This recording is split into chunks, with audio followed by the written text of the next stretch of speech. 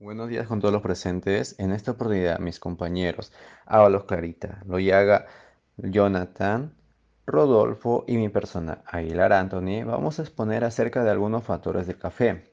Pero antes de empezar, quisiera consultarles acerca de un dato interesante. ¿Sabían que muchos de nosotros, los estudiantes, consumimos café para seguir realizando nuestras actividades diarias? Esto es debido a la cafeína que poseen los granos, dándonos un impulso a retomar estas actividades. Es por ende que en esta exposición abarcaremos sobre los factores genéticos, morfológicos, composicional y fisiológicos del café. Muy bien, ahora hablemos sobre el factor genético. Para ello, la procedencia. ¿De dónde es que viene el café?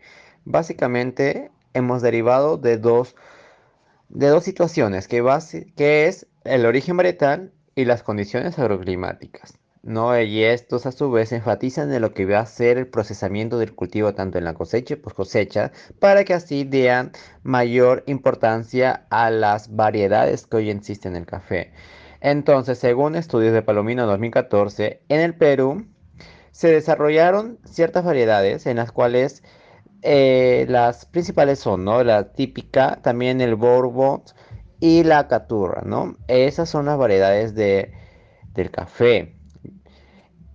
Siguiendo, vemos que estudios realizados también en el Perú cogieron dos variedades, que era de coffee arábica y coffee canefora, ¿no? Básicamente de eso se van a extraer el ADN para ver cuáles eran los componentes en que estos variaban.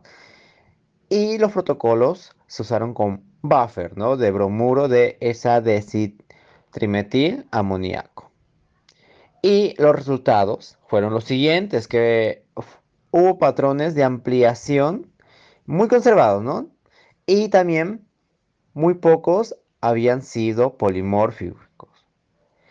Y entonces, también como resultado final, es que en ese estudio de Palomino, se dice que se obtuvo una baja diversidad genética y esto se podría atribuir a una pequeña población fundadora que fue introducida recientemente en el Perú, porque mayormente en el país en donde el café es uno de los principales cultivos de exportación y economía en ese sector agrario es en Colombia, ¿no?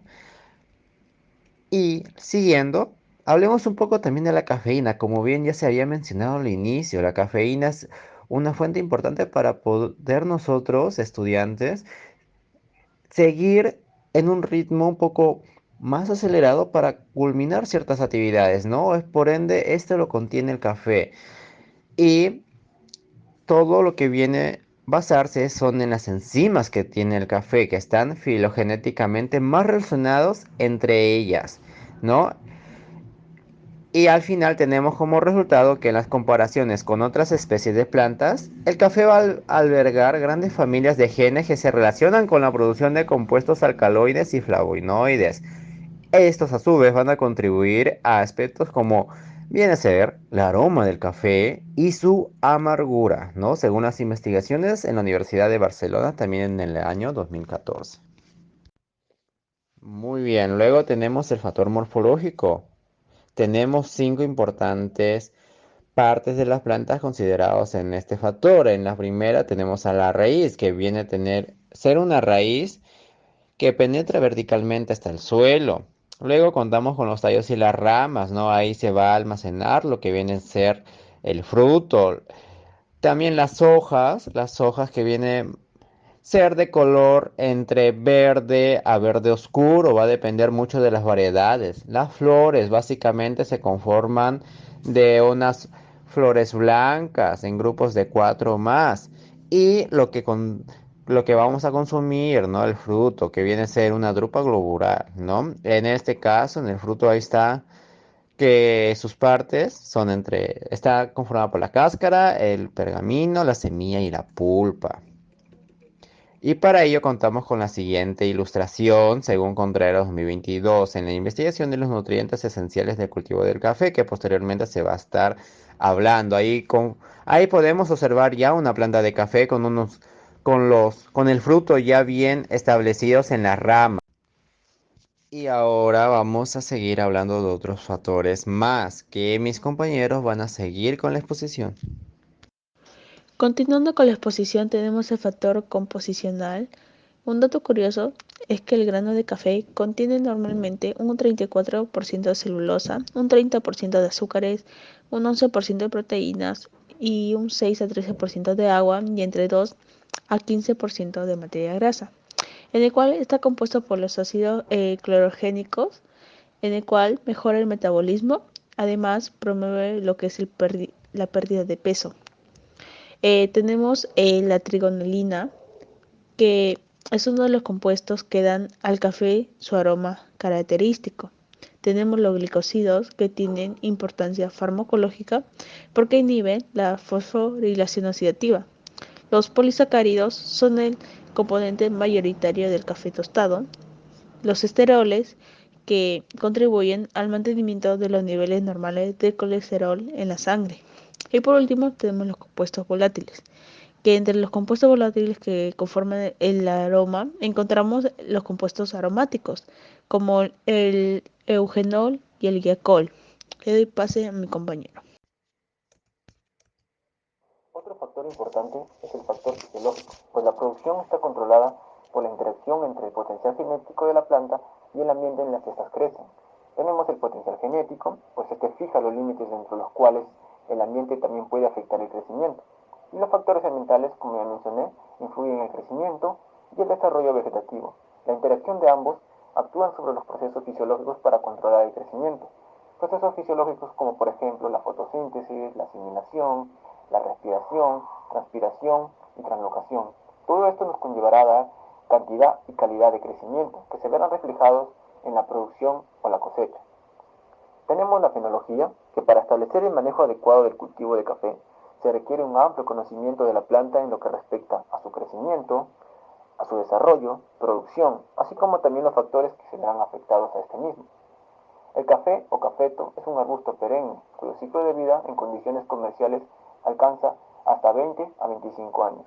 Tenemos las etapas como por ejemplo el almácigo, el botón floral, floración, cuajado, crecimiento de fruto, inicio de maduración, maduración y la post cosecha propiamente dicha.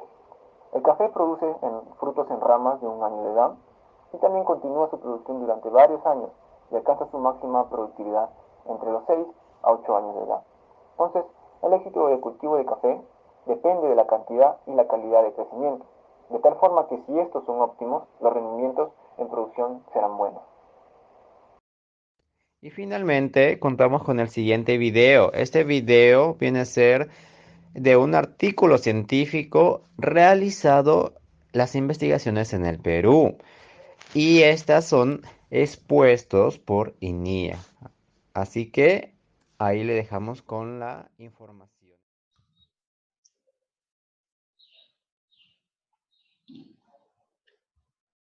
Saludos cordiales a todos los participantes del simposio de la investigación científica en el sector agrario. Mi nombre es Diego Atoche Aray. Soy investigador del programa de jóvenes investigadores asignado a la Estación Agraria Experimental de Pichanac. Ahora presentaré brevemente la investigación del artículo Agromorphological Characterization of Coffea Arabica Germplasm Collection in Perú, que fue escrito en colaboración con otros autores. Bueno, este artículo fue preparado con los datos colectados en la Estación Experimental Agraria de Pichanaki, como ya mencioné, con colaboración con otros autores, y el artículo ha sido sometido a la revista Agronomy y actualmente se encuentra en proceso de revisión.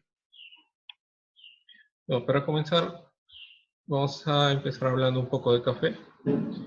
El café es el principal producto de exportación en el Perú y el país ocupa los primeros lugares en el ranking mundial de países exportadores de este producto. Las especies más cultivadas y distribuidas en el mundo son Coffea arábica y Canephora. En Perú, la mayoría de los cultivos son arábica. Las colecciones de germoplasma permiten la conservación y el mantenimiento de variedades de café. Y la información que es colectada de estas colecciones de germoplasma puede ser útil y puede ser usada en programas de mejoramiento genético. Una forma de obtener esta información en las colecciones de germoplasma es a través de la caracterización de los genotipos mediante rasgos agromorfológicos.